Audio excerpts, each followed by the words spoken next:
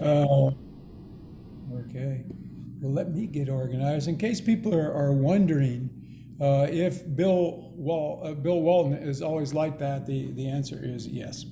He certainly is. That's the way Bill is, and we thank him for his warm welcome. So, and let me add my welcome as well. I'm Bob Rief. I'm the executive director of SDSI, San Diego Sport Innovators. We want to, of course, thank you for joining our panel discussion today with Mandy from Z Supply and Jay Barton from ASRV.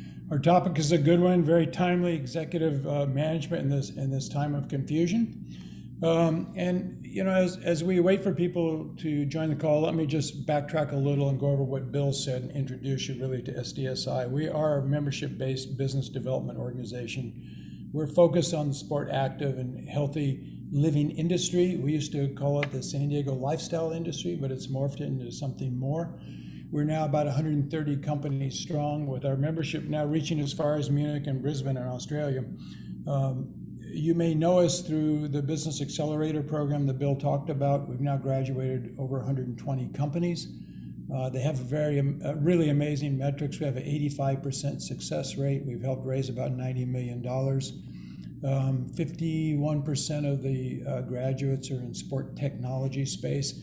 And most amazingly, 51% of the graduates are female-led or founded. I think those are unique numbers anywhere in the accelerator community, anywhere in the United States.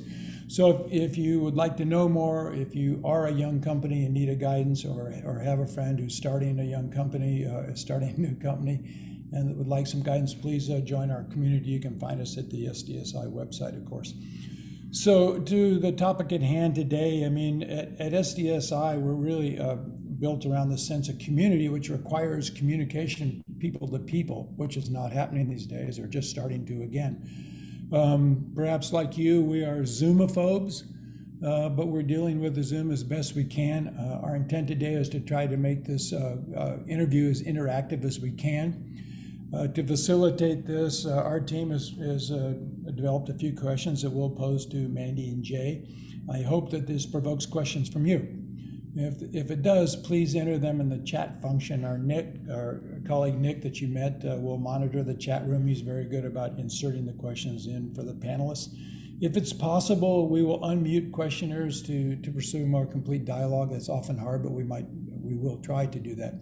So the purpose of the interview is really to talk and gain insight in today's business leadership challenges. And you know, I must say, in constructing my thoughts about what's next in the business world, it became clear to me that it's hard to anticipate its completely transformational times, the likes of which very few of us have ever experienced. Maybe none of us on this call. I mean, in December of 1941, our parents or our grandparents woke up, to World War II. December 7th, it changed the world. And the COVID crisis of the same magnitude. What was is over. What is evolving. And so what to do about it is evolving as well. And if you think about the factors just on a random basis, it's pretty astonishing. When you think about social distancing, what it has done to our personal behavior, all the work from home alternatives now, significant consumers support by the government in terms of unemployment programs, rent assistance, and all the other things that have gone on here. Same for the businesses with EIDL funding, SBA loans, loan forgiveness. My favorite is liberation from the traditional work week. I waited for emancipation for a long time for this. It took 50 years, but it's finally here. People are working in a more efficient way and making time for themselves. And perhaps the biggest change of all is the technology adaptation at scale.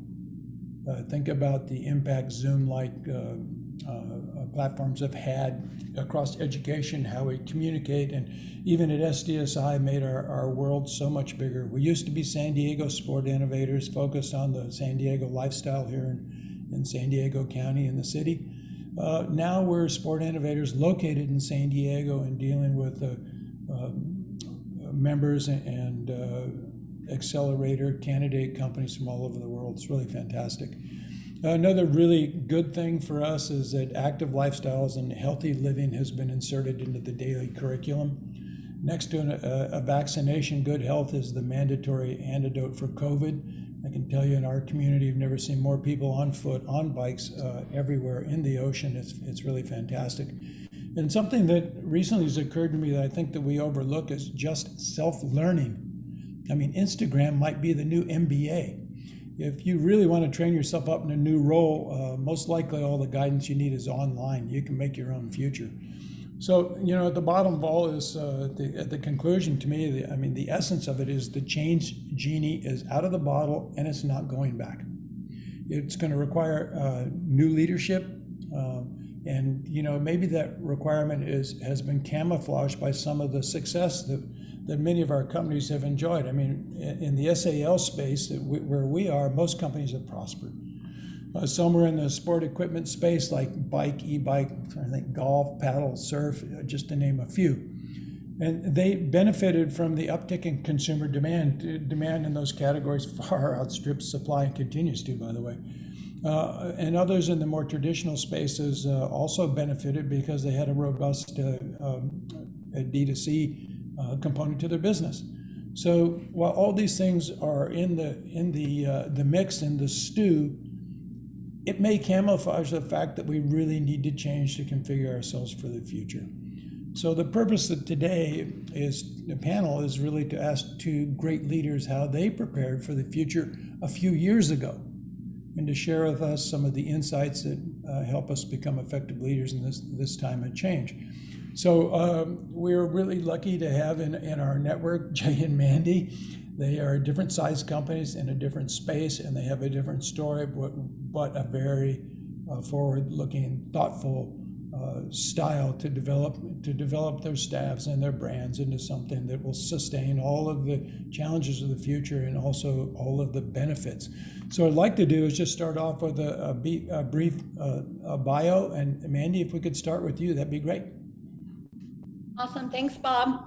Thanks everyone for joining. My name is Mandy Fry, and I am the president at Z Supply. I've been a leader in the fashion industry for about 20 years. I started my career in the very early days as a swim designer at Roxy. I then went on to be the Billabong Global Design Director for over a decade. In 2014, I co-founded a women's brand called Amuse Society, and after 5 years, sold my ownership to my partner. Thought I was retiring, took a year off to be a stay-at-home mom for the first time. And after that year of some soul searching, I dove back in and partnered with Z Supply, became a co-owner, and I'm now the president at Z Supply.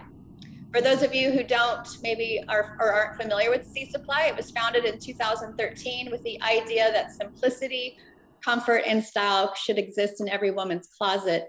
The company started with just one pocket tee. It was one style, but it since has expanded into a line of timeless essentials.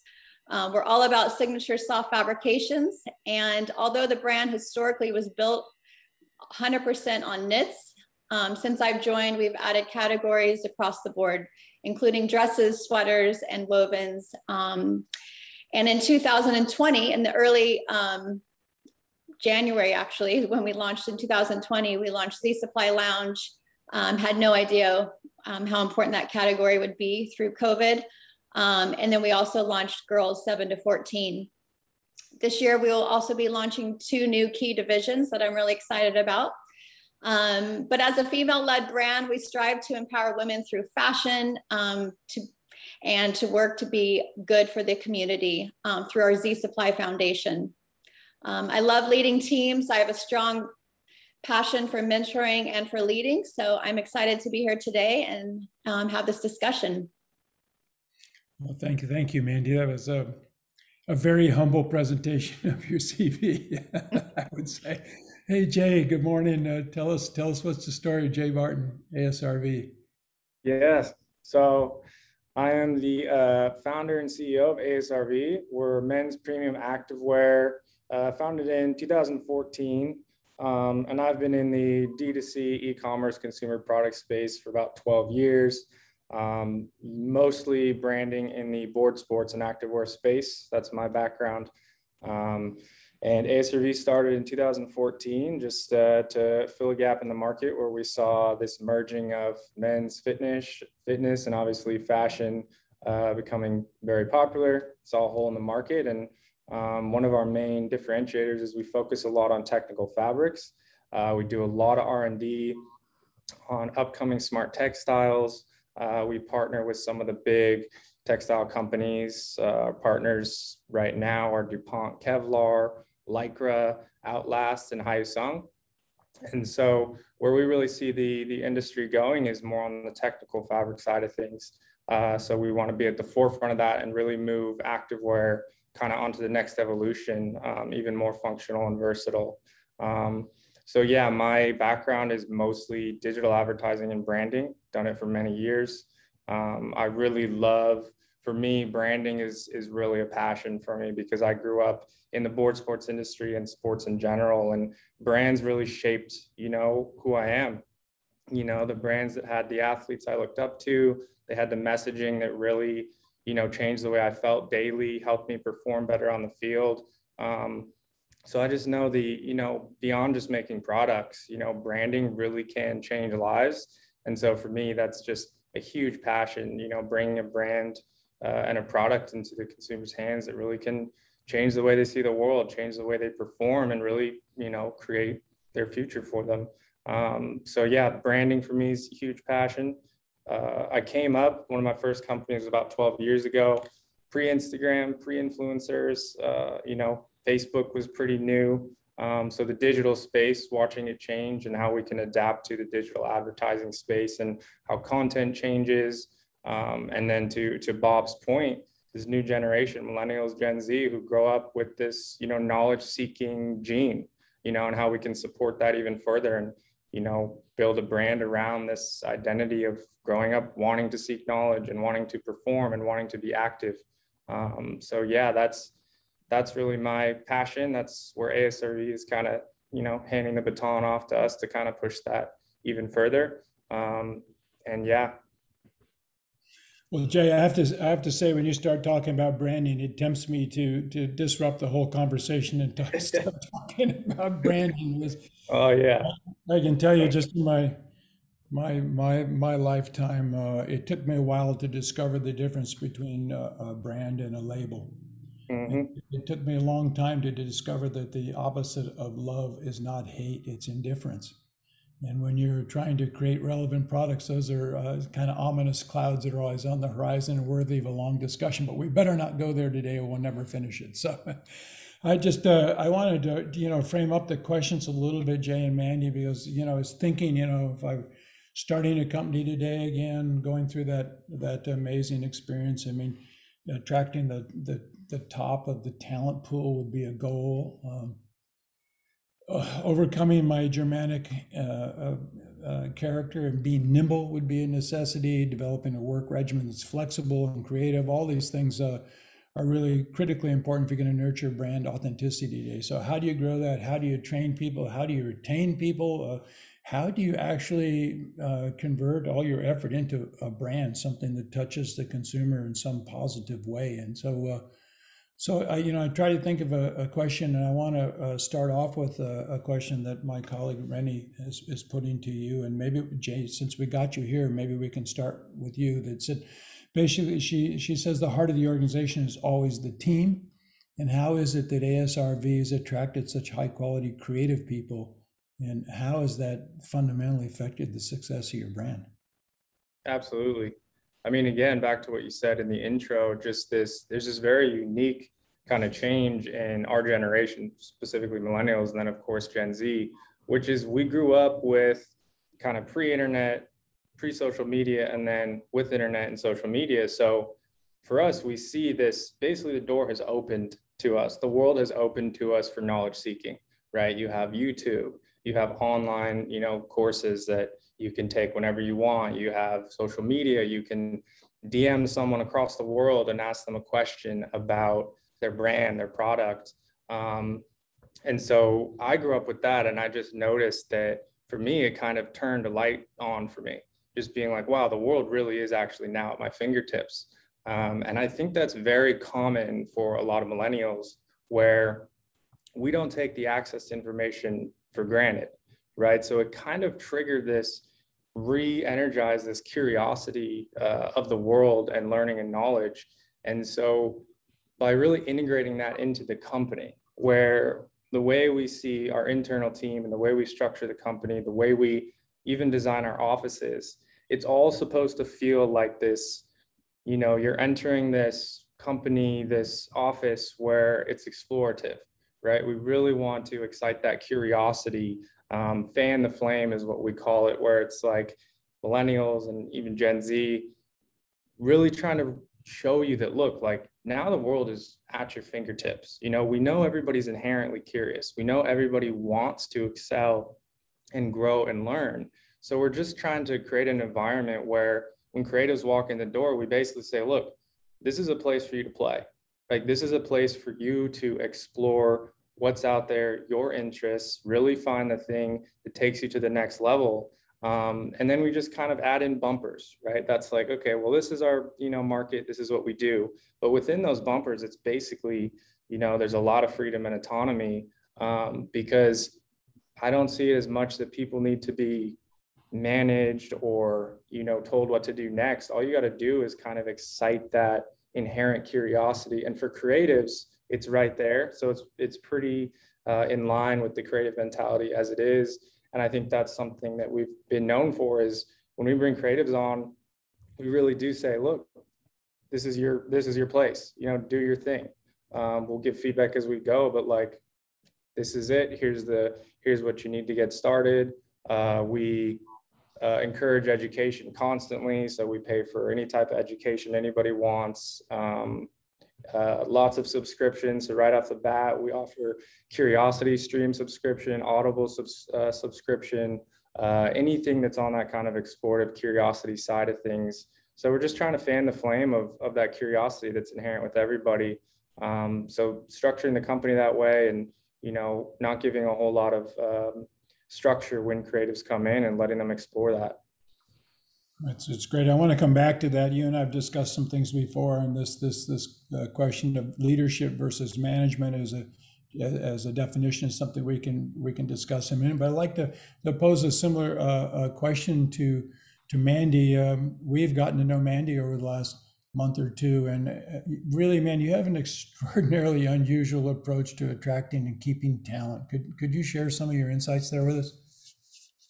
Yeah, I'd say first of all, for all the people wondering, attracting talent is absolutely the hardest and toughest challenge there is today. There's no easy path, but some of the things that I've learned over my career, I'm really leaning into right now. And while you can possibly sit back and be negative about the people coming in because it's all about what they want and what title they want, I've really switched my thinking over the last few years and really learned to lean into it. What they truly want is a lot what Jay was saying. They want to have a vision. They want to see the vision, and selling them on the opportunity at the interview, it can't stop there. So I think one of the key things that I do throughout any employee's time at Z Supply is really leaning into what they want and what their vision is. Having those moments where you're really being empathetic to what they're wanting to get out of their career, their job, their next day, whatever it is, just continually communicating with them and leaning in and helping them see the vision. And again, not just at the very beginning, not just when you're interviewing, but help them all along see the vision and help them buy into what the brand is creating and what they can come to the table with, and that it's not just for the moment, but it's for their lifetime at Z Supply. I think. Can you tell us a little bit more about that? You have a 30, 60, 90 program. I can't remember exactly what you call it, something like that. Yeah, when they, first of all, I start with interviewing every employee. We've onboarded 31 people in the last six to 8 months. So it's a very time consuming, but super important in making sure you find like-minded people. And after they've bought into the idea and we've bought into them, I do a 30, 60, 90. So 30-day check-in with questions that they pose to me and answers that they give back to me on my questions. And we really dive deep into how they're tracking. Then we touch base again at 60 days, at 90 days. All along, we're doing touch bases. They're doing with their directors daily, and I'm doing it with them weekly. But all along, we're communicating, yet those moments of the 30, 60, and 90 are just myself and them, and we're really talking about what's working, what's not working. And again, just letting them see the vision. It's part of just really over communicating, really. And where they're struggling and where they're getting frustrated or where they have walls, helping them really knock down those walls, or explaining what those walls are and how to get around them, and maybe take another path. But I can't stress enough that we really believe that our team is our key to success. And I've learned to surround myself with people who are extremely creative and talented and have the same energy, and bring the same like-minded sensibility to the company. Yeah, I love that word, sensibilities, Mandy. You know, I think, you know, in the old school business days, sensibility was not a common denominator. No. I still have a chip on my shoulder from corporate days. It seems like I should be able to let it go by now, but I have not. Hey, Jay, so you were talking, I know you started off your career as an entrepreneur at a very young date, but once in a conversation, you told me a little bit about how you've approached people whose risk factor and personal risk factor has gone down. They can no longer take the chance. Maybe they have a family, can't take the chance to start the company or pursue the dream that they wanted to. How have you turned that into a motor for creativity in your business? Yeah, absolutely. I mean, that's huge. Like we had talked about on one of our previous calls, I do believe that deep down, every human is an entrepreneur, right? Every human, you know, has the inherent interest to learn, grow, and evolve. That's just biological. Now, to be an actual entrepreneur, there is that risk factor, like you said. You know, the tipping point for an entrepreneur is risk tolerance, you know, situational. Not everybody can do it. But the way we see it is we treat every employee, obviously, this has been said before, where you want each employee to act like an entrepreneur. Now there's a new word that's coming out, which I love, which is called intrapreneur. And so what an intrapreneur is somebody within an organization who acts and operates like an entrepreneur.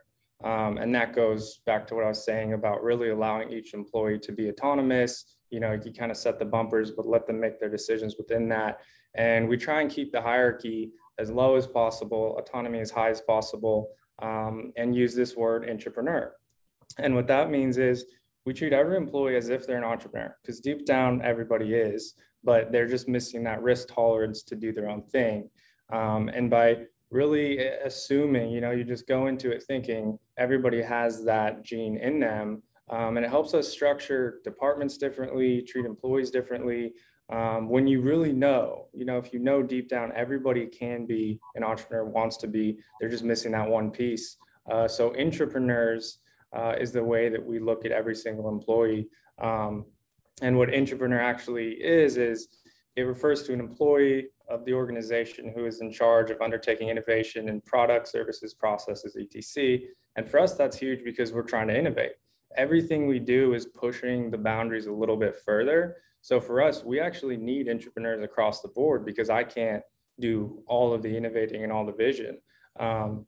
So for us, it's really, really crucial to the entire organization to be encouraging entrepreneurship so that we have visionaries across the board who don't see challenges or that next step is something they need to be worried about, or, oh, maybe I should ask management, or am I allowed to do this? We just say, go for it.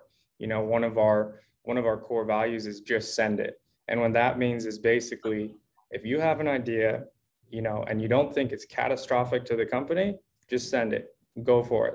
We'll see what happens, we'll adjust.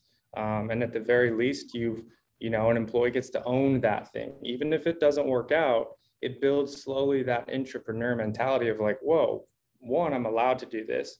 Two, I get to own this, you know, success or failure. And I think that those are the stepping stones to this kind of obsession with entrepreneurship that I had, which is, you know, owning the process, owning the failure, owning the success, and moving forward. So we want our entrepreneurs to kind of get that flow.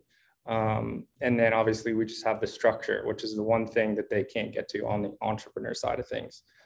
So it's really core for us to really treat each employee like an entrepreneur, but it just so happens they're in a structure. Mm-hmm. You know, Jay, it occurs to me that the first fatality in the new business world is going to be micromanagement, right? 100%. Yeah. It's not a scalable Nope. approach to business any longer, and I think it's not normal. That's not how humans operate. Millennials, Zers, it's over. They're over the authoritarian, you know, the command and control model from the top. Those days are totally gone. Yeah, and like you said, with the information is everywhere. So nobody needs to sit and be like, oh, I need to ask a higher up if this is a good idea. Just look it up, figure it out. Well, I agree. And Mandy, I wanted to ask you something. I think people on the line know we probably spent some time discussing all of these things. And, you know, I think one of the Rennie captured it really well. And she said that, you know, that she thinks the common thread between how you guys are managing your business part, sorry for the guys, are managing your businesses, the challenge of cultivating internal leadership and substituting leader for that word manager. So Mandy, how have you gone about that in your business? How have you kind of devolved your organization to bring out leadership and teamwork? One of the first things I had to do coming into Z Supply is elevate the structure. So I had to put key direct leaders in each department so that all employees under those directors felt really supported, and with myself and the directors, just making sure that we're giving them the daily support, the tools, and the best possible team, and surrounding those with the best possible team. I think my overall philosophy is to give people space, to make sure I'm giving them the tools so that they can perform at their highest. But then, like Jay said, just giving them a long rope, letting them go, not micromanaging, not running over their shoulder. But as long as you're communicating, again, that overall vision, and you're giving them the support, they seem to flourish. And I think what I've been told with my leadership is that I really focus on 3 key things throughout my day and when I'm speaking with employees. But the first one is empathy, and really having a understanding and compassion, mostly because I've been in their role. Most of the roles in the company I've done before, and I've been on the ground floor.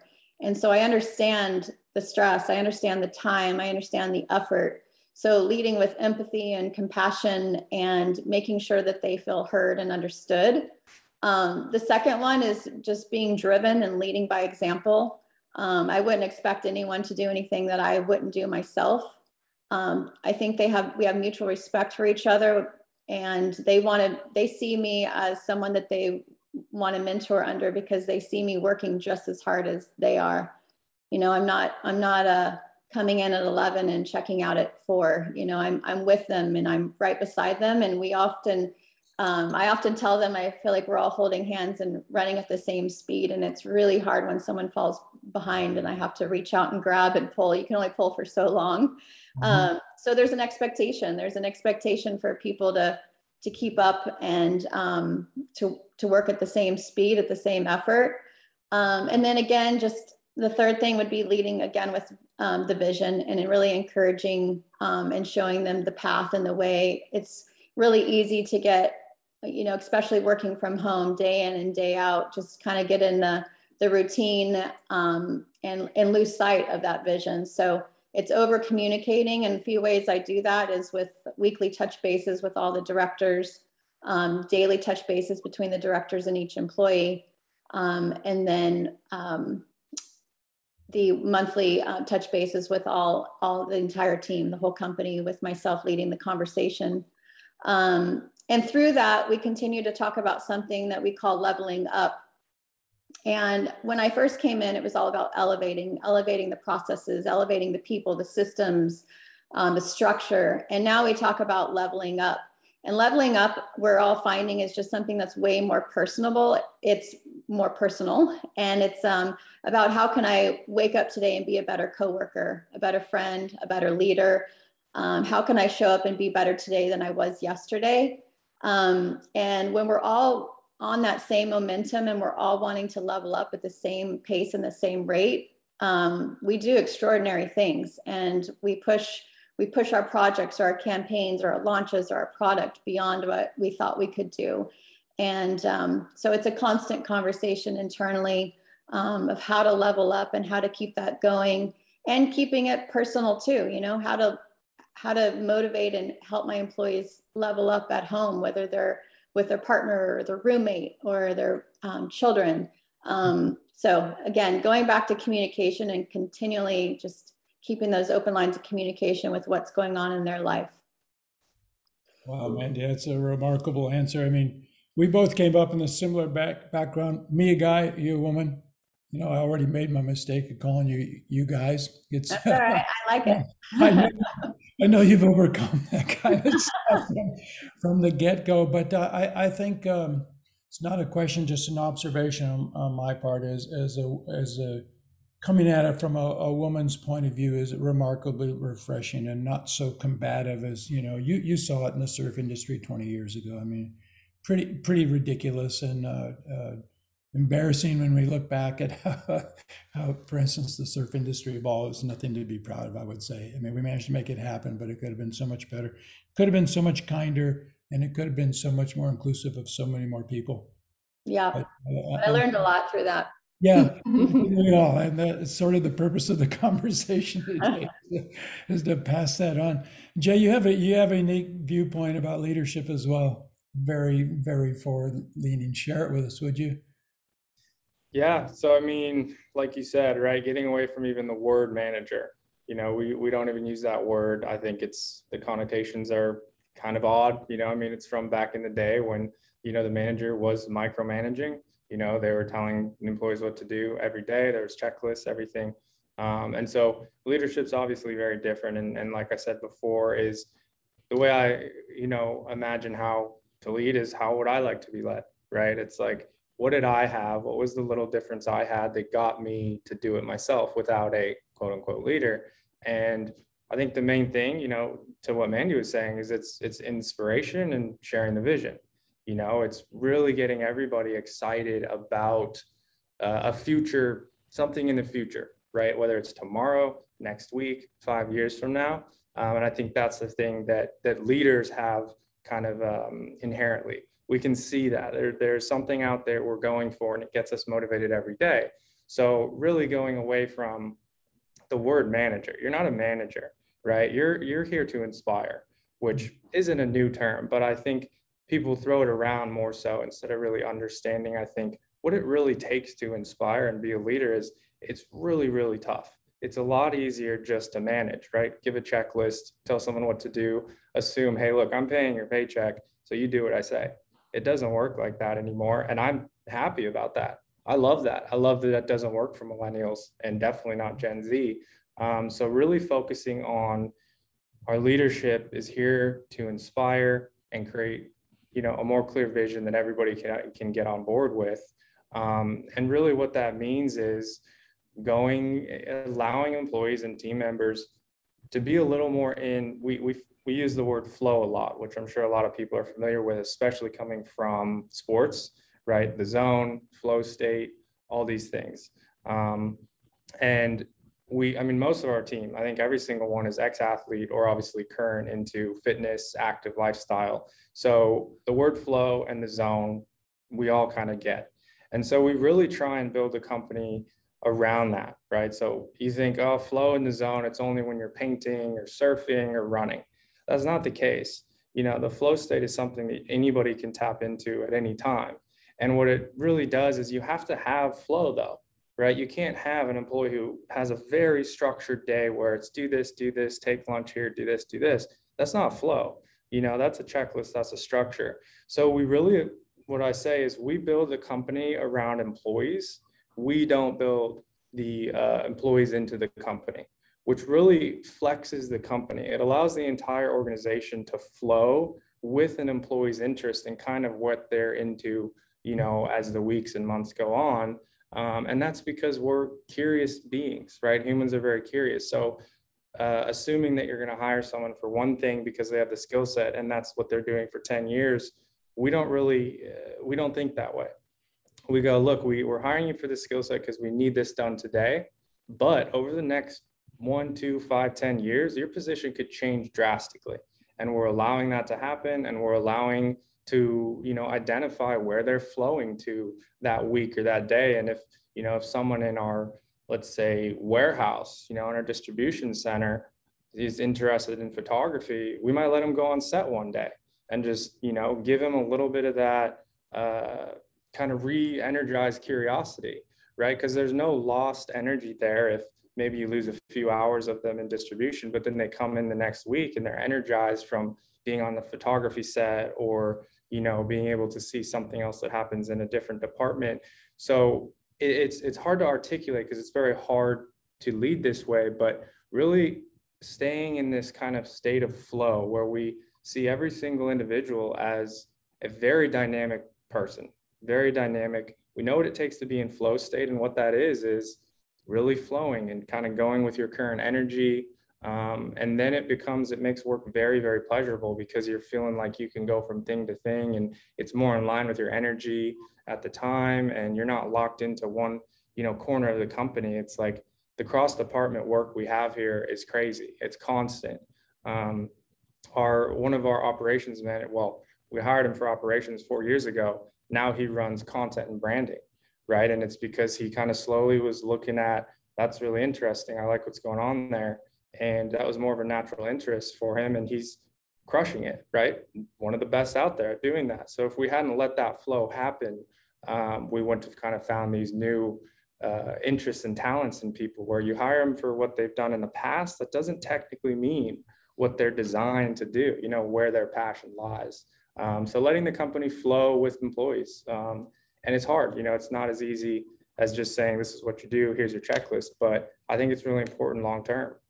Yeah, that's an excellent point of view. And so let's just shift gears a little bit. So, you know, you've attracted this amazing talent. Let's assume you're going to retain it because these especially personal, interactive interviews keep people on track. You know, Mandy, how do you actually organize the company to produce work in this environment without being a micromanager, relying on leadership strategies, but still having enough structure to produce? You have an amazing product output and you have a continually developing season SDSI. You're not just making, you know, the old spring, holiday, summer collections of products any longer, right?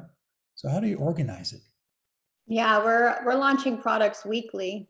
And thank goodness we put a structure in place well before COVID because, you know, since March of last year, we have been working from home and we're continuing to do that. Working from home for us is absolutely working. We do come together to make sure we keep that structure of that culture. And but working from home and going back and forth between working with design at the building, doing our photo shoots at the building, and then retreating back to their homes to focus on what they're creating. I'm really into calendar and processes, and that has served us well through COVID. And we have teams in place that are responsible for the calendar and for the structure. So we don't miss a beat. We design, we produce, and we get the product here. We're known not only to be on time, but early, which is not necessarily a great thing for retailers. But yeah, speaking of flow, we get into our flow, and it's rhythmic, and we just go for it. The hard part is launching monthly. It's hard launching weekly when it comes to branding and marketing and being able to tell those stories and get that product to the consumer. That's the harder part, honestly, for us. I mean, we're really good at producing and creating, but being able to then tell your story and make it make sense to the consumer of what we're launching. But it's working, and we love what we do. What other process can I share with you, Bob? Who's in charge of the calendar? Well, it starts with my merchandising director, and she goes through and works with every single department to make sure that the whole company is in agreement with the process and where everything needs to stagger. And then she runs the final calendar by me. But to be honest, it hasn't changed much since about 2002. Yeah. It's a very similar calendar. How we launch is totally different. That cadence is totally more modernized now than ever. But as far as how we get product in and out, it's really been something that's just innately in me. And my merchandising director, she's been with me since, I don't know, over 15 years. So we get each other. And Mandy, on that topic, some Miles just asked, what software applications are you using to manage product, calendar, and team play? Asana, Basecamp, but mostly Asana. For the design team, we're still pretty fluid, and we don't put them into any sort of structure or project management system except for our ERP system. Otherwise, you know, they're doing it what maybe some would call old school in the way that we go through the calendar on the design side. After it's done with design and it goes through sales and into marketing and branding and e-com, that all dumps into Asana, and we project manage through that. Mm-hmm. Yeah, that seems pretty common where design phases and production, it's pretty hard to give exact dates on that stuff. But then once it gets handed off to marketing, branding, e-com, it's pretty dialed. Yeah, we're kind of the same way. Okay. I think most of us with a similar background know that calendar pretty well. Yeah. I can tell you it's burned into my brain. Absolutely. Yep. Absolutely, for sure. So it's interesting, Jay. Are you having some sort of a hybrid workplace, or are you two doing the same as the supply is, with basically getting together occasionally, retreating home, doing the work, and getting back together? What's your process? We're pretty hybrid. I mean, we're obviously much smaller than Z Supply. We're about 40 employees. So we kind of, I mean, it was kind of split down the middle who wanted to be more hybrid and who wanted to stay, you know, in the office. But for the most part, I mean, we do, and I'm assuming it's similar for Mandy, is we do all of our creative in-house. So we do have our creatives come in basically every day, because it's always, there's content, right? There's, you know, social, there's Instagram content, there's YouTube content, there's Pinterest, everything. So that was one of those things you can't, that's one of those things that'll probably always, I don't know if that'll ever be able to be a work from home, right? Because I mean, the modern D2C, you know, brands, you do your content in-house because it's so much more efficient, so much cheaper. So that's something we couldn't obviously do hybrid. But, you know, it's worked out for the team. I mean, you know, we do have people who love being in and people who can work from home, and we use, Slack, Asana, Team Up, all pretty similar to what Mandy uses. Mm-hmm. And Jay, you mentioned you had about 40 employees. Mandy, how many employees are at Z-Supply? We have 74 now, plus our warehouse. So, Mandy, you guys do distribution yourself still? No 3PL? We use a 3PL. Nice, yeah. Yeah. It's interesting. One of the trends, I would say that it was a prediction that Jeff Curl made many years ago, 3 or 4 years ago with our group, and said that he favored 3PLs because he didn't want to invest money in in some type of distribution equipment like a forklift, as opposed to communicating with the consumer. Right? There's only this much money. Do you want a forklift, or you want to do more Instagram? So I think that's come true across the field. One other thing I'd like to investigate, it's a little bit of a heavy question, Mandy, towards you, but basically your entire business has been streamlined with the attitude of how can we make it easier for our customer to do business with us. And you now have a virtual showroom, and it's a virtual experience, is it not, almost from start to finish? Yeah, so our business is 80% wholesale, 20% direct to consumer, and growing, much like many brands that are growing e-com right now. But our wholesale business is our bread and butter. We service boutiques and larger online like shop up, but we don't do any department stores and don't plan on it. The reason we the reason we can do so many business with so many boutiques is because in 2018 we built a proprietary platform called B2Z. It's our B2B platform. And when I came in late 2019, we started hiring software developers and a whole tech team that's really been able to focus and go beyond what I thought honestly was possible with this platform. It's much like a Shopify account for our wholesalers. No matter where they are in the world, no matter what time of day it is, week or day of the week it is, they can shop on our B2B platform. It's pretty fun being in the back end and watching these shoppers go at it on a Sunday night at 7 p.m. And you can see what they're adding to the cart. But we have an ability to shop the season that's just launched. We have an ability for them to launch the product that's currently in the warehouse. And we also have the ability to keep our essentials, which we're known for, year round. And so they can just continue filling in. As they find product they're interested in, they can set their own delivery date. And they can pick and choose when they want it to be delivered to their store. They type in their credit card and done. They don't owe us money. We don't owe them money. And it's super easy and streamlined. In January of 2020, I also launched a virtual showroom. Honestly, thinking about all those boutiques throughout the country that our reps just can't get to, smaller boutiques or boutiques that aren't coming to trade shows.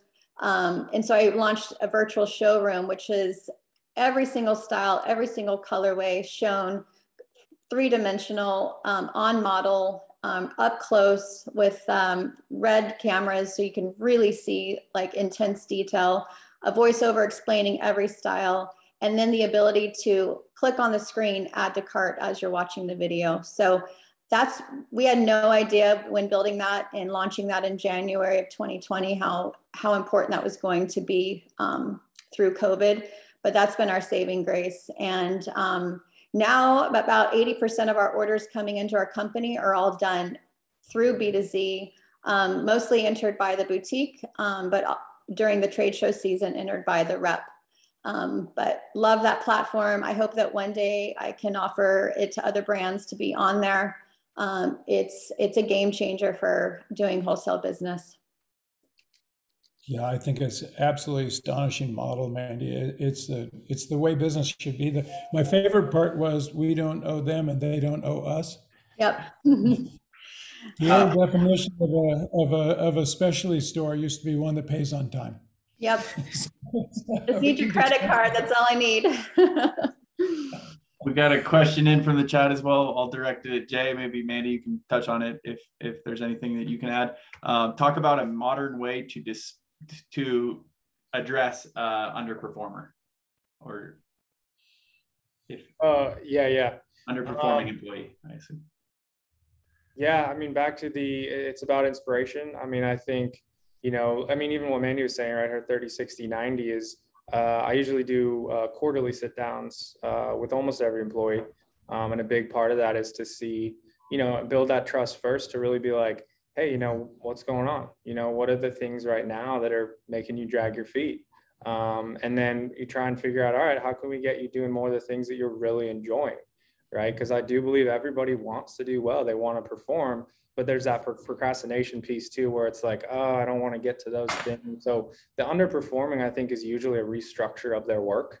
And sometimes it's just getting rid of some, if there's things that we really don't need to do, and those are the things that are kind of holding them back, try and figure out a way to just wipe them off the board, and get them back focusing on the thing that they really are enjoying. And sometimes that's all it takes to just kind of re-energize that curiosity and excitement. So the underperforming side is, it's really more that face-to-face, like Mandy was saying, is what do they want? What's their goals? Is it something going on in their personal life? Do they want, do they want to switch departments? Do they want, what do they want, right? Because the underperforming really doesn't say much about the company or how much they care. It more so has to do with, them and what they're interested in at the moment. And so really trying to sit down and get, that honest conversation to figure out how you can get that inspiration back. Mandy, thank you, Jay. What do you do, Mandy? I think I do opposite of what I've seen happen throughout my career. And it's often when you have a weak link, you tend to ignore them. You tend to shy away. You don't want the conflict. You don't really know how to handle them. You're just pissed off, you know, and you're frustrated.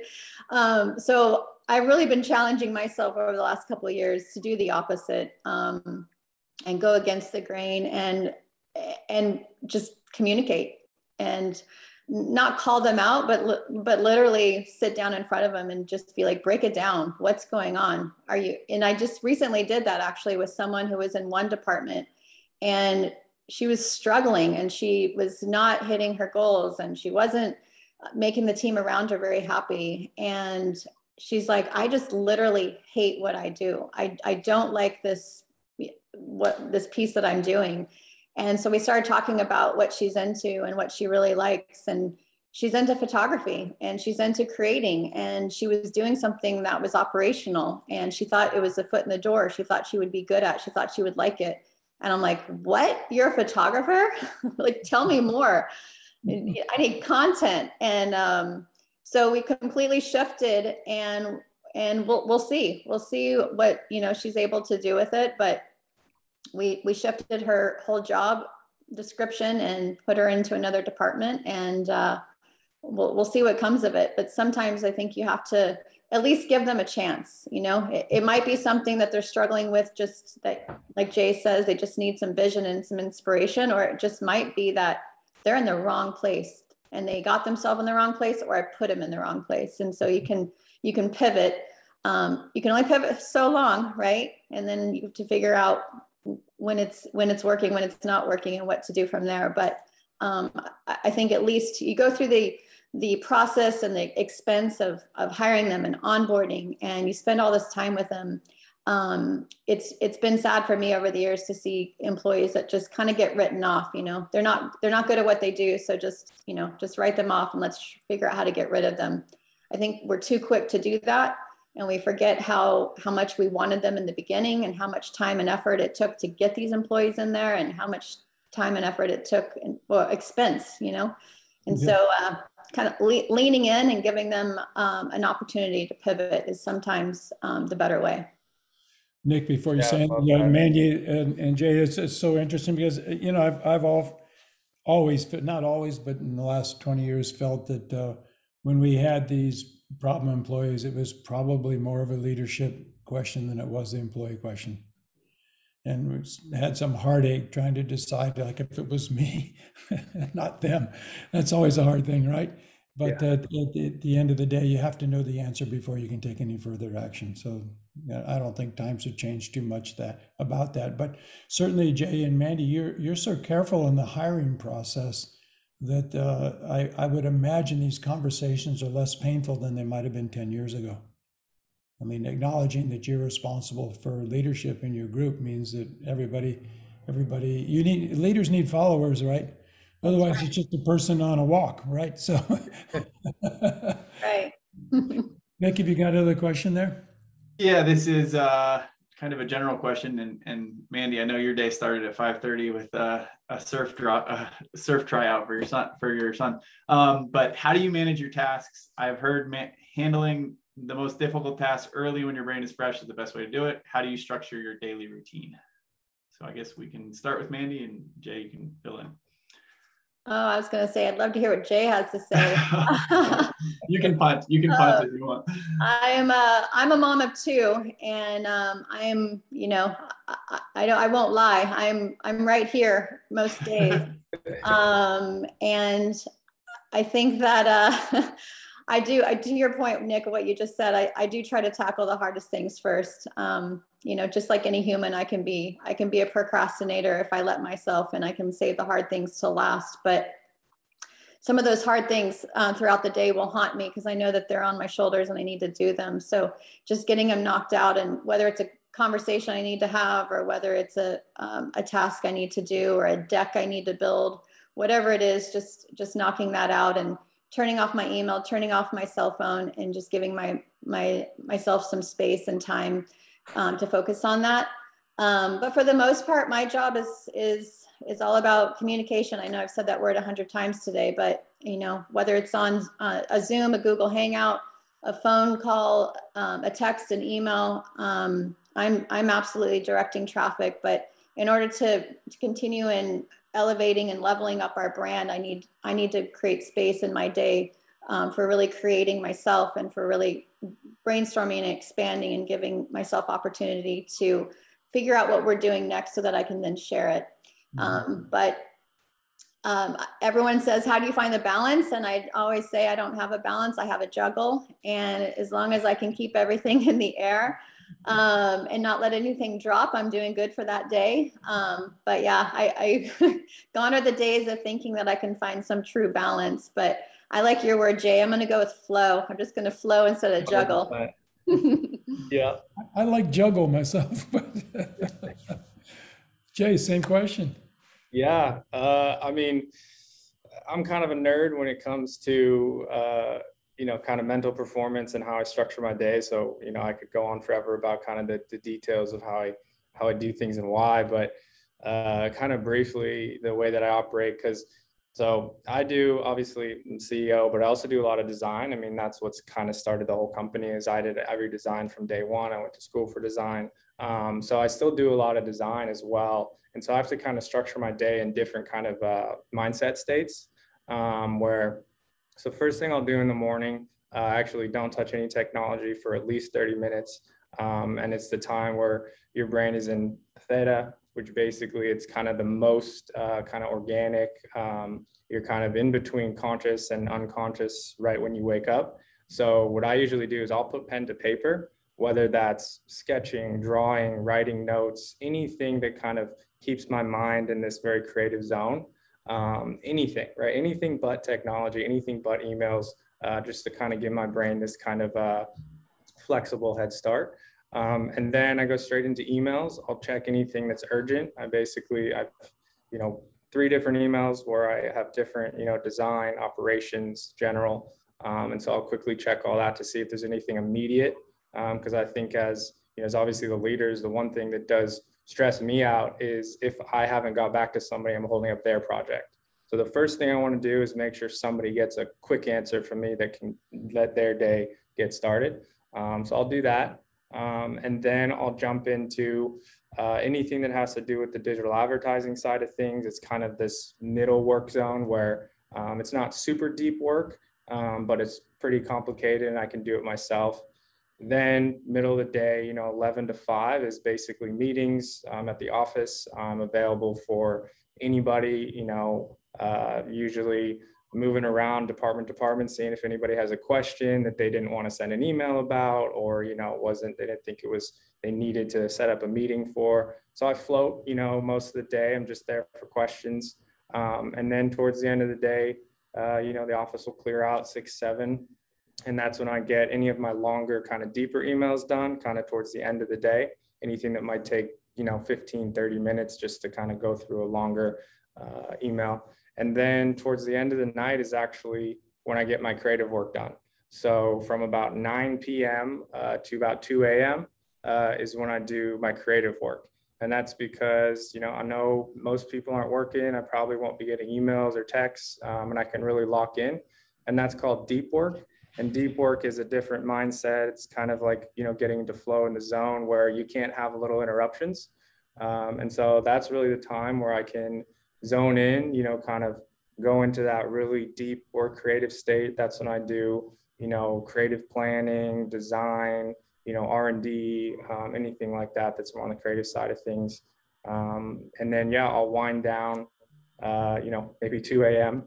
And kind of get ready to, you know, go to bed and do it all over again. So obviously, you know, different responsibilities than Mandy being a parent. So I have a little more of that flexibility, but still, you know, to what she said is every day is a juggle though. You know, it's trying to find, in theory, that structure, you know, works, but things happen, things change. But yeah, I mean, I think the main thing for me is to keep up that pace, right? For weeks and weeks. And, you know, I work on weekends as well. That's when I get more deep work done. It's really important to really pay attention to your mental state, right? Do the things that help you be able to operate like that day in and day out. So I think it's less about the schedule and the planning of how you do your days, and making sure you're doing things that allow you to do those days over and over and over. And that's really, I think there's the self-care side of, you know, running a business that is kind of under, to be a leader, right? To lead, you know, tens, you know, hundreds of people, you know, you got to also make sure that you're in the right mindset to lead every day. And I think that's a huge piece of leadership, is that, you know, to show up and be a good leader, you got to do the things that make you be able to do this day in and day out. And one of those pieces, I assume, is sleep. Jason asked if you slept. I wish I didn't have to. I've definitely done some weird things on the neuroscience side of things, where I've tried to cut my sleep down and do different things where I didn't need to sleep as much, but it doesn't work. So, you know, get 7-8 hours of sleep for sure, because that's one of the things that helps you do it day in and day out. Let me point out to you that you're not a mother. Yes. I think that's very obvious. Yeah. I have a question for you. This is a very high-minded talk and respectful about employees, and but still there's always a challenge. And I wonder, do you do anything, either of you do anything specifically to try to keep negative thinking and energy out of your organization? Big time. What do you do, Jay? I mean, for us, it's really, like I said, it's back to this kind of reigniting that curiosity and excitement, where I think most negativity, and we know it, internally, we have our own negative voice, we have our own, negative self-talk. And the way that I've noticed over the years it goes away is when I'm excited, when I'm feeling really engaged in a project, when my curiosity, when that childlike curiosity is sparked, and I'm like, ooh, what can we do next? What if that works? Let's try this, and you have a collaborative team. And so really, I think it all trickles down from the leadership, setting the vision and inspiring. Because if people are inspired, they're not being negative, right? So you could, and obviously there's the one-offs where there's situations where there's, employee issues or whatever. But from top down, I think if you can create an environment that's constantly inspiring, you really notice when a team member's not inspired and you try and address it directly. I think that's it's kind of the most effective way to keep negativity out of an organization, all from the top down, is just keeping the inspiration up, because excitement, curiosity, teamwork, these are things that are all very positive and exciting. And then the negativity, doesn't creep in as much. A good answer. Mandy, do you have a strategy? Yeah, I'm much like Jay when it comes to the people who can really dive in and do the creative work for the company, inspiring and giving them, again, help with the vision of where we're going and help them get into something and sink their teeth into something they're excited about. But when you have those employees outside of that are just, negative about operations, some sort of structure that's been put in place that they're not happy with, I think dealing with it head on, not straying from it, not hoping it goes away, not ignoring them, but just dealing with it head on and just asking them again, straight up, what is going on in your head. A lot of people, as we all know, manifest things in their head that are far from the truth. And so being able to sit down and describe what happened and why it is the way it is. And I'd say 98% of the time, a light bulb goes on. They're like, oh, I didn't know that. I should have asked you. They form this opinion of something that's really negative in their head when they are not as informed as they should be. So that, and then thank goodness I was finally able to hire a VP of HR. She was with me at Billabong for over 10 years, and so she has since joined me at Z Supply, and we're very like-minded in the way we manage. We have a very steady, even keel personalities, the two of us. So, she's there to support me. She's there to do the touch bases, when I can't. So having that extra bit of support. She's also a life coach, so that's helpful. Able to really, walk people through what they're frustrated with. And sometimes it's helpful to not hear it from me, it's helpful to hear from a third party. Absolutely. Well, I want to just ask a few more questions. Nick, are there any more questions that you have there? There are, but they're a little longer winded and we're starting to lose some people. So I think, okay. Well, let me ask the last question then. You know, we're configuring for the future, and obviously we have this home work situation going on. Do you see the status quo being maintained in your two businesses, or do you see it evolving coming back? And you, for instance, Mandy, needing that beautiful space you have there, your new office space, do you see utilization rising with it, or do you see a permanent change? I think that for a long time we're going to be hybrid, mostly because it's the way I'm attracting talent, it's the way I'm keeping talent. I've given up the idea that I need to be frustrated over who wants to work in the office and who doesn't, and I'm leaning into each employee and what their needs are. I mean, within boundaries, right?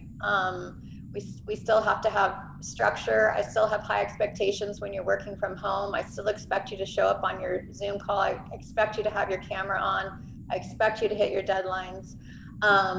But they're finding that working from home is relieving a lot of stress, or relieving that commuting time. I have a lot of employees who live in San Diego and commute to Costa Mesa, or live in LA, commute down to Orange County. So being able to work with them and give them the opportunity to, these days are at home and these days we're going to meet at the office, and not letting any employee go unseen. You know, we make sure that we see every single employee every day visually, and make sure we're keeping that constant communication. We do have an office that we moved into that I completely remodeled and moved in the last week of January of 2020. So it's a 30,000 square foot building that's there, but it's been a blessing because we can all meet there for design reviews. We can meet there for planning and buying meetings. And we also built photo studios. So we're there for photo shoots. So we're there a lot, and it's, we're coming together and then we're going home. So I guess you would, say it's a nice flow, and the employees are really, really appreciating it. And again, it's the way I'm attracting talent, it's the way I'm keeping talent. And so gone are the days of fighting it and being frustrated by it, and I'm leaning into it. Awesome answer, Jay. Yeah, no, I totally agree. I mean, it is the way of the future. You can't deny that, virtual workspaces are going to become more common. Technology and software is going to make all this a lot easier. I think right now, we struggled with it a little bit when it just happened all of a sudden, because we weren't set up for it as much. And I think the technology is a little behind, right? It wasn't really needed in 2019. There was, if you look at Zoom, you look at, the stock itself, right? Post COVID, Zoom went crazy, and there's going to be more and more. Facebook is working on their virtuality, which is a little odd, but it is pushing the future of workspace forward. So I don't think it's going anywhere. I think it will get easier for businesses. I think once in the future, you start a business and it's built into your model, it's going to be a lot easier to handle and deal with. And there's kind of going to be a split of who can work from home, who has the choice, and then who does need to be in, especially for businesses like, mine and Mandy's, where there's a huge creative aspect where you need photo studios, you need warehouses, you need all these different pieces. But yeah, I don't think it's changing. It's definitely not going back. It will change. It will look different going forward. And I think technology and software will catch up to make it easier for businesses who are still trying to adjust. But yeah, I think it's the way of the future is hybrid. Well, I think we can end the conversation with the same way we began it, and that is attracting the best talent really requires a modern workplace.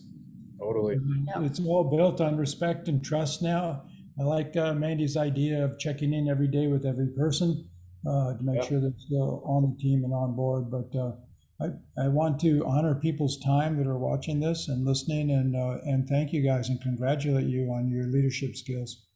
It's really awesome for somebody who's been in the business as long as I have. I'm really glad to see the transformation, and maybe a reward for the creative people that have been going against the grain, hoping for working conditions like this for a long time. I think this is an age of curiosity and opportunity, and thank you very much for sharing all of this with us.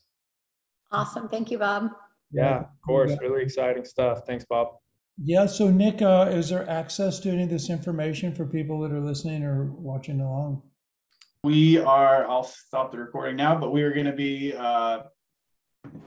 delayed live streaming, or not live streaming, delayed streaming this on our social media, and then we'll also have it on our YouTube channel as well, along with all of our other events. So you can always go check that out. Okay, well, good. Thank you. Thank you very much. And look forward to seeing you in real life. Is it possible soon? Yeah. And thanks to everybody who's listening. If you're interested in SDSI, go to the website, check us out. We'd be happy to tell you what we do every single day. Thanks, Nick. Thanks, everybody. Bye. Guys. It's great